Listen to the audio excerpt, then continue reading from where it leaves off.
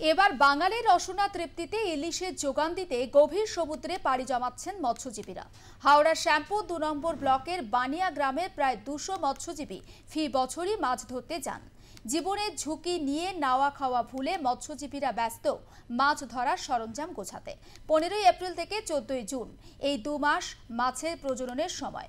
১৪ই জুনের পর সরকারি নিষেধাজ্ঞা উঠে যেতেই গভীর সমুদ্রে মাছ ধরতে যেতে পারবেন মৎস্যজীবীরা। তাই এখন শেষ বেলায় প্রস্তুতি চলছে মৎস্যজীবীদের।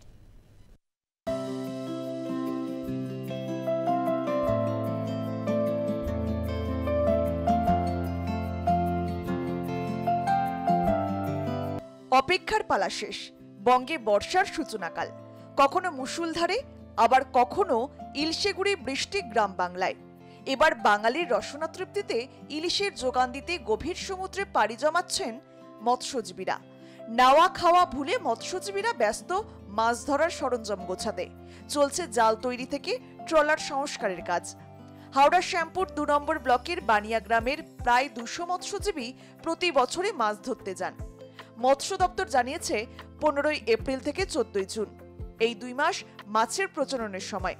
তাই গভীর সমুদ্রে মাছ ধরায় নিষেধাজ্ঞা জারি থাকে। ১৪ই জুনের পর সরকারি নিষেধাজ্ঞা উঠে যেতেই গভীর সমুদ্রে মাছ ধরতে যেতে পারবেন মৎস্যজীবীরা। তাই এখন শেষ বেলার প্রস্তুতি চলছে মৎস্যজীবীদের। মৎস্য বন্দরগুলিতে ট্রলার মজুত করা হচ্ছে। খাবার, জ্বালানি, বরফ ও প্রয়োজনীয় অন্যান্য সামগ্রী মজুত করছেন তারা। ওদের জীবনে রয়েছে ঝুঁকি, তবু বুক ভরা আশা নিয়েই বর্ষা ভালোভাবে আসার আগেই ওরা পাড়ি দেয় মাছ সমুদ্রে। যেতাম একটু, তারপরে মাঝে মাঝে অন্যান্য কাজে চলে যেতাম। তবু ডাকলে মাঝে ওই বছরে 10 দিন যায় আর কি, লোকের অভাব পড়লে চলে যাই। তো এই গ্যাপটার পরেও আপনারা কিভাবে দিন চালান? ওই দিন মজুর খেটে। এই তো সমুদ্রেও আগে গেছি, দীঘাতে গেছি আমি, ওখানে 2 বার। তারপরে ওই দিন মজুর, আমাদের এখানে ছোট্ট একটা কারখানা আছে, ওখানে কিছু কিছু কাজ করতাম। বাইরে চলে যেতাম মিষ্টি দোকানে কাজ করতে, কখনো কখনো সোনার দোকানে ওই কাজ করতে চলে যেতাম সংসার চালাবার জন্য। তো এখন কি চাইছেন?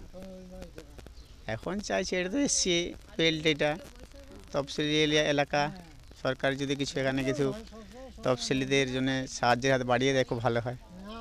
মৎস্য দপ্তরের তরফে মৎস্যজীবীদের বারবার অনুরোধ করা হয়েছে গভীর সমুদ্রে মাছ ধরার সময় ভারতীয় নৌবাহিনী ও উপকূলরক্ষী বাহিনীর সঙ্গে যোগাযোগ রাখতে। এর ফলে যে কোনো বিপদের সম্মুখীন হলেই মৎস্যজীবীদের কাছে গভীর সমুদ্রে দ্রুত সাহায্য পৌঁছে যাবে ভারতীয় উপকূলরক্ষী বাহিনীর তরফে। সমুদ্রে 25-30 বছর যাচ্ছি। সমুদ্রে যে যাচ্ছেন কতজন যান?